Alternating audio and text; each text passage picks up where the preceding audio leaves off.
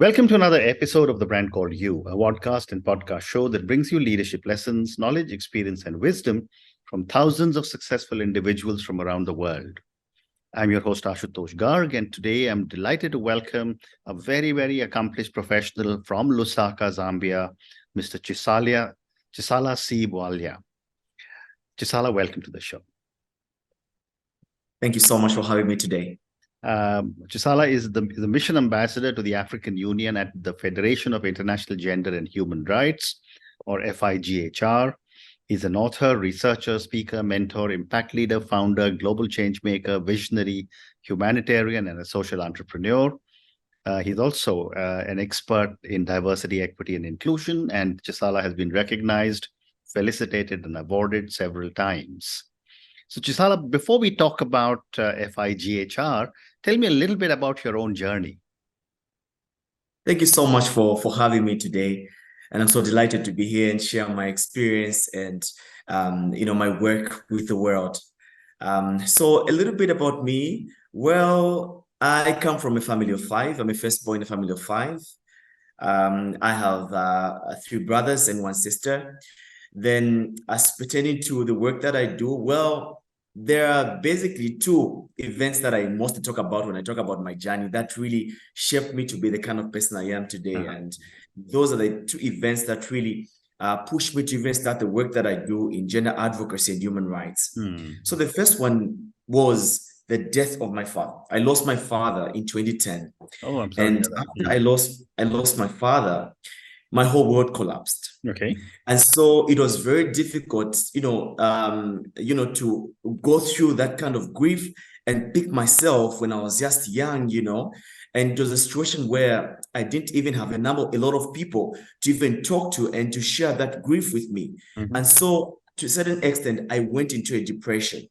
And so as time went on, I battled with depression, but at the end of the day, I picked up myself in the process, and I vowed to create spaces for other people within my community that, might be facing or might have faced what I faced. The second event is I grew up in an environment that was very harsh.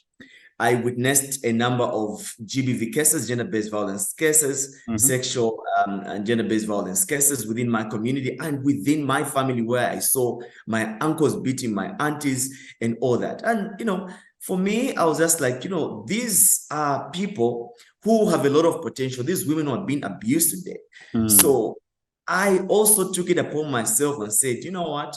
I think as we go along, I will have to also create spaces for young women, young men who are going through this kind of abuse, who do not have anyone to speak out for them.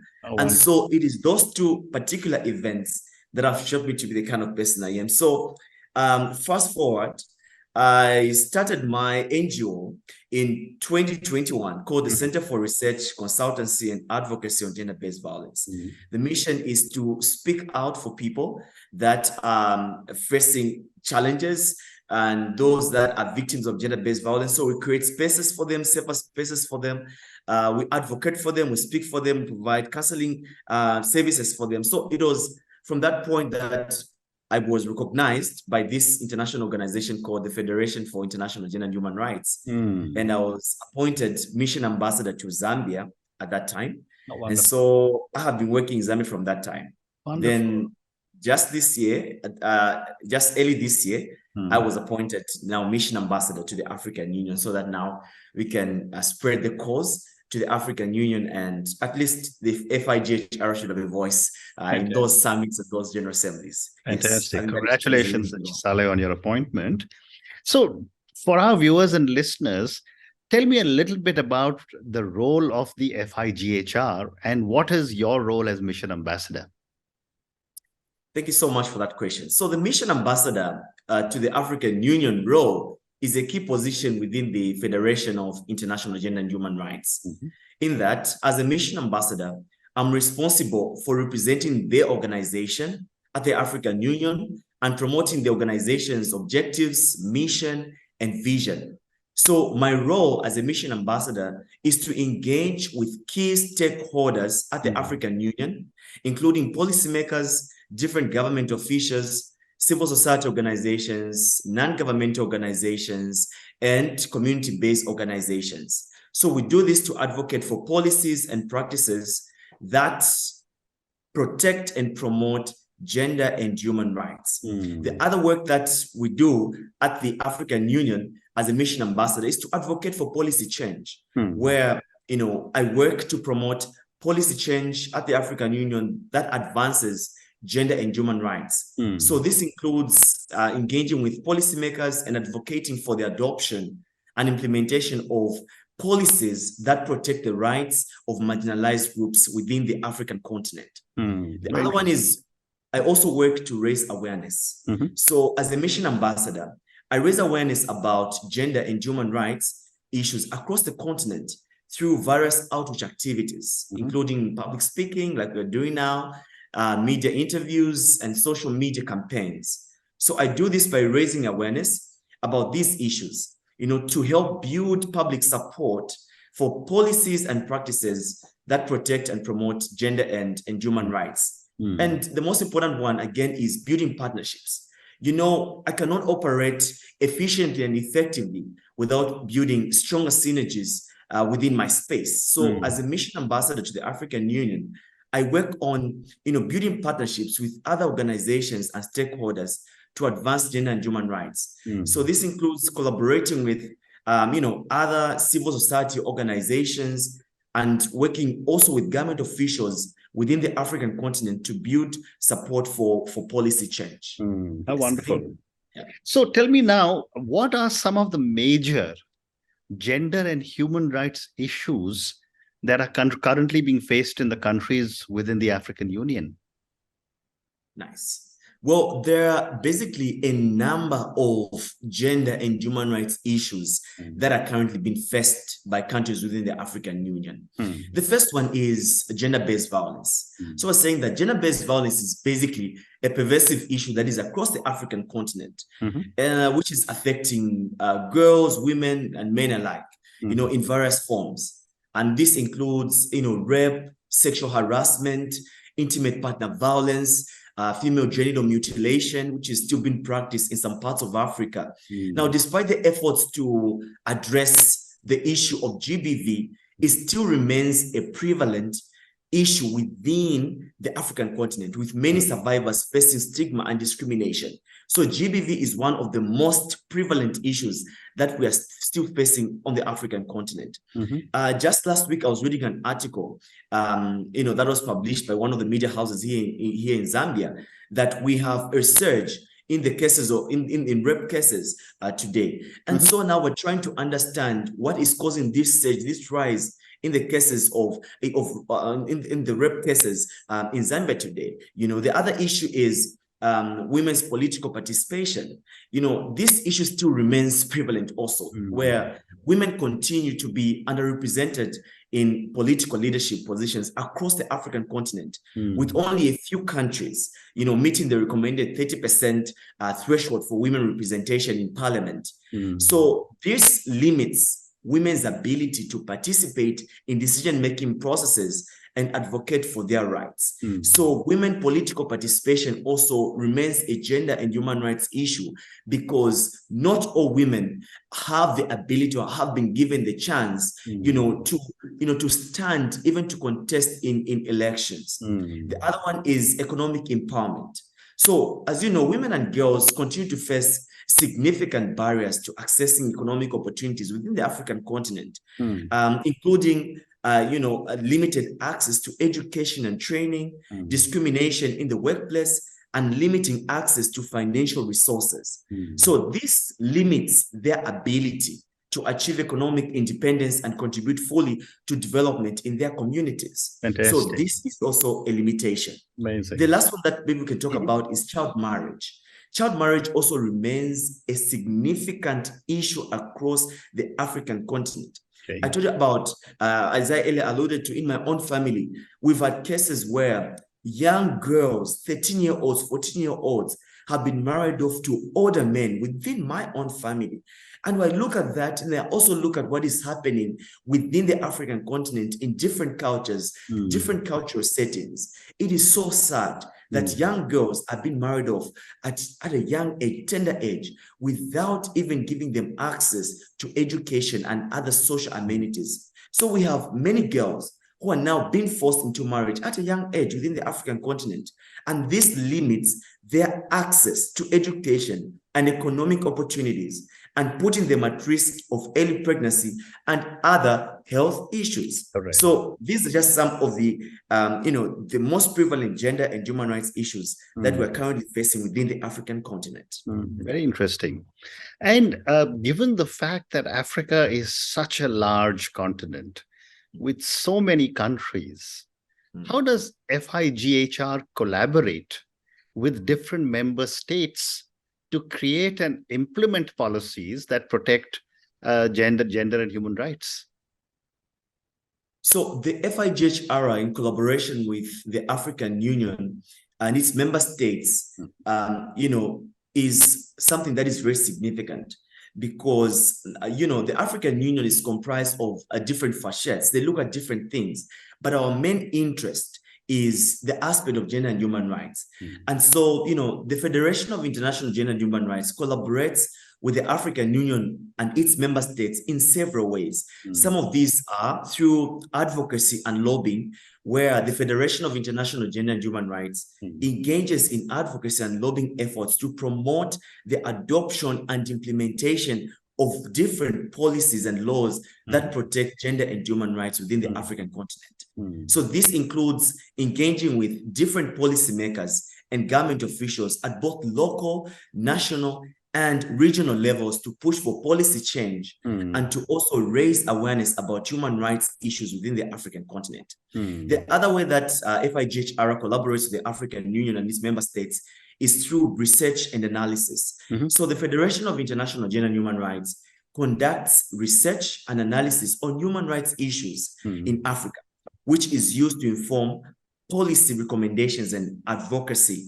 efforts. So this research is often shared with the different policymakers and government officials to help inform decision making, because we have data, on our fingertips. So when we share with them, that is going to help them formulate better policies that are going to speak to gender and human rights. The other one is through capacity building and training. So at the Federation of International Gender and Human Rights, we offer capacity building and training. So just last month, we opened a pool for people to enroll for a human rights advocacy course. So we've been offering this from the time that we were founded. And so apart from the human rights courses, we also offer courses in capacity building, human rights development, relationship building and human rights advocacy.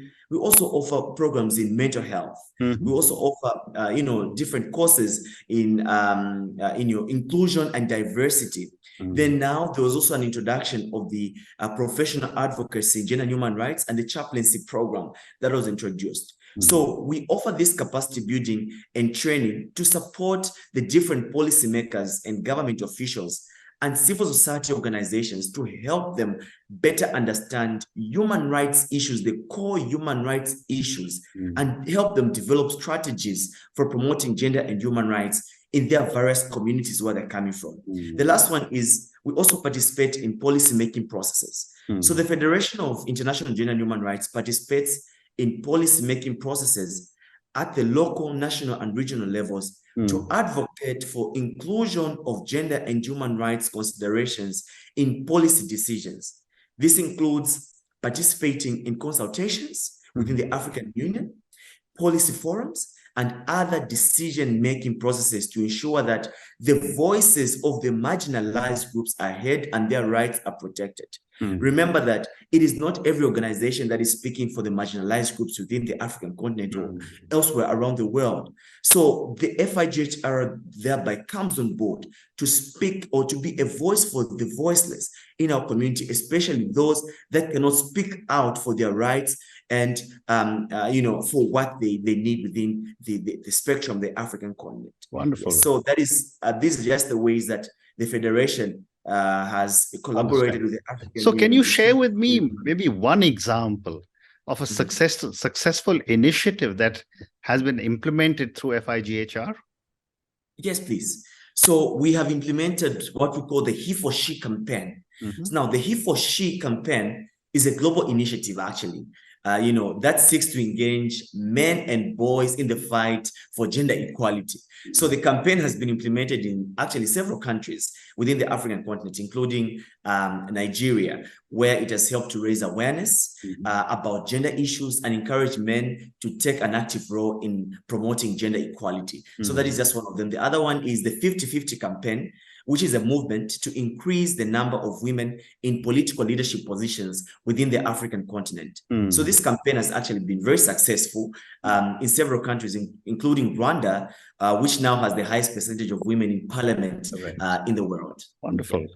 And Chisala, tell me, what kind of a role can local communities and grassroots organizations play in promoting a lot of the causes of FIGHR? Wonderful.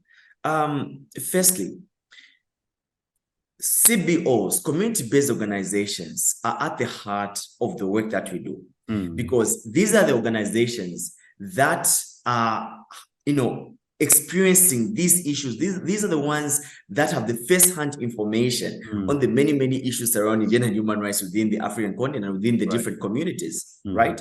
When you talk about issues surrounding gender-based violence, for instance, okay, a person who is at the national level cannot be compared to someone who is on the grassroots, because someone on the national level is looking at it from that lens, but someone within the community is looking at that issue from that level because they understand that issue. They're interacting with the people. They have the first-hand information. They know the root causes of those problems. So local-based organizations or CBOs play a crucial and critical role in promoting gender and human rights within the African continent, because these organizations often have a deep understanding, as I earlier alluded to, of the local context. Correct.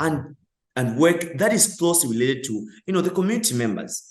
And it is through these community-based organizations that we're now able to raise awareness about human rights and provide support, especially for survivors of violence.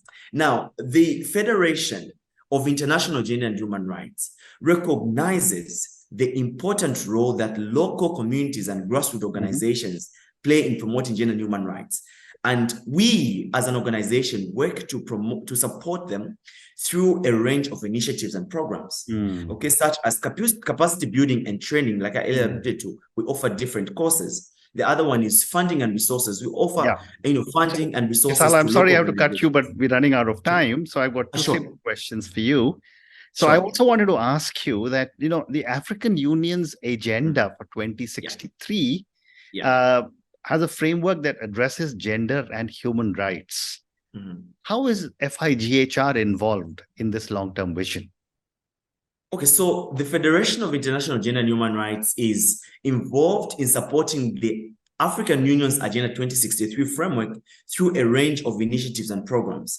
For example, the Federation of International Gender and Human Rights works with local organizations and communities to promote women empowerment and gender equality. We also provide support for survivors of gender-based violence and promote women's leadership and decision-making. Now, in addition, we also engage in advocacy and policy work to promote gender and human rights. Now, as you may be aware, the Agenda 2063 of the African Union is a long-term development plan, for the continent, and it outlines different aspirations. But on these aspirations, the aspect of gender and human rights is a key component, because it aims to help us achieve, the gender equality and women empowerment, to end gender-based violence and promote, women's leadership and decision-making. Okay. So I have time for two more questions for you. My next question is that what are some of the common misconceptions about gender and human rights in Africa, and how can these be addressed through education and awareness? Lovely. There are a lot of misconceptions about gender and human rights. The first one misconception is women are inferior to men and should not have the same rights. I see. As you may be aware, there's still some inherent misogynies that exist in our world today that have put women as second-class citizens. And so there is this inherent misogyny within the African continent, within many communities, that a woman's place is the kitchen, that a woman should not be educated, that at the end of the day, when you have female children at home, that is a sign of wealth, because the aim there is to marry them to someone who's wealthy so that you get more money from them, or many animals like in the African continent. So that is one misconception that exists. But at the end of the day, what I'm saying is that women should also be given a fair chance to education. They should be given a fair chance, to the world. They should be given a fair chance to every opportunity that is given to a boy child or a male counterpart. So that is one misconception that exists. The other one is that gender-based violence is a private matter and should not be reported. So just last year, we started a campaign that speaks to breaking the silence on gender-based violence. You find that, and this is an experience from the ground, that there are a lot of young people, young girls that have been abused in homes, and parents are so quiet about those issues. So we want to break that silence, and that is what we've been working on. So they are saying that gender-based violence is a private matter. Don't talk about it elsewhere. But we're trying to break that silence. So maybe those are due to time, maybe those are the two misconceptions that still exist, that women are second-class citizens and that gender-based violence is a private matter, which should not be the case. Very good. Thank you. I can add one more question now, and that is, Yes. how can international organizations, governments, and individuals best support the amazing work FIGHR is doing? Thank you for that question. Well, there are several ways that international organizations, governments, and individuals can come in to help the work that we do as FIGHR. And I'll just mention quickly 4 key ones. The first one is financial support. I think international organizations and governments can provide financial support and resources to our organization and the African Union to support our programs and initiatives in promoting gender equality and human rights. The other one is technical support or technical assistance. So international organizations and governments can provide, technical assistance to our organization and the African Union, such as sharing expertise on human rights, monitoring, evaluation, and reporting, as well as providing, more training and capacity building support to us. The other one is collaboration and partnerships. So international organizations, governments, and individuals can collaborate with our organization on joint initiatives and projects to promote gender and human rights in the African continent. And maybe the last one can be support for the local organizations. So international organizations and governments can support, local organizations in Africa that are working with us to promote gender and human rights. This can involve providing funding, technical assistance, and other forms of support to strengthen the capacity of our organization to help us, carry out our work efficiently and effectively. Amazing. And Chisala, my last question to you, and this is for the many, many people who will listen to our conversation. Based on your amazing understanding of the challenges being faced in the African Union about gender and human rights, what would you say are 3 lessons you would want our viewers and listeners to take away on the subject of gender and human rights? Well, I'll just mention 3 key points. The first one is gender equality is fundamental to human rights. Correct. In that gender equality, dear viewers, is a basic human right that is essential for creating a just and equitable society. Correct. Number 2, education and awareness raising are critical to promoting gender and human rights. In that education and awareness raising are key strategies for challenging harmful attitudes and beliefs about gender and human rights in the African continent and across board. So by promoting education and awareness raising efforts, we can empower individuals to understand their rights and advocate for themselves and others. And lastly, international cooperation is essential to promoting gender and human rights in Africa. In that, international organizations, governments, and individuals all have a role to play in promoting gender and human rights in Africa by working together and providing financial, technical, and advocacy support. We can create a more just and equitable society where all individuals can enjoy their human rights and live freely from discrimination and violence. Oh, Maybe wonderful. just one last Sure, point. sure. Every time that I move around, people ask me, you are a young person. How did you get yourself to this point? And my advice to my fellow young people out there is never limit yourself. Believe in your abilities and know that the world is looking up to us. We have a role to play in making this world a better place to live in. Thank you so much. Wonderful. What a great lesson. Thank you. And on that note, and your three amazing lessons, gender equality is a basic human right. Second, you said was education and awareness are critical. And third, you said was the international cooperation is essential to be able to support the gender and human rights challenges that the African Union faces. Thank you, Chisala, for speaking to me about all the amazing work FIGHR, which is again Federation of International Gender and Human Rights Organization, is doing in Africa for so many of the challenges that are being faced. Thank you also for telling me about the different challenges, the different misconceptions, and all the great work that is happening. Thank you for speaking to me, and good luck to you. Thank you so much. Thank you for listening to the Brand Called You videocast and podcast, a platform that brings you knowledge, experience, and wisdom of hundreds of successful individuals from around the world.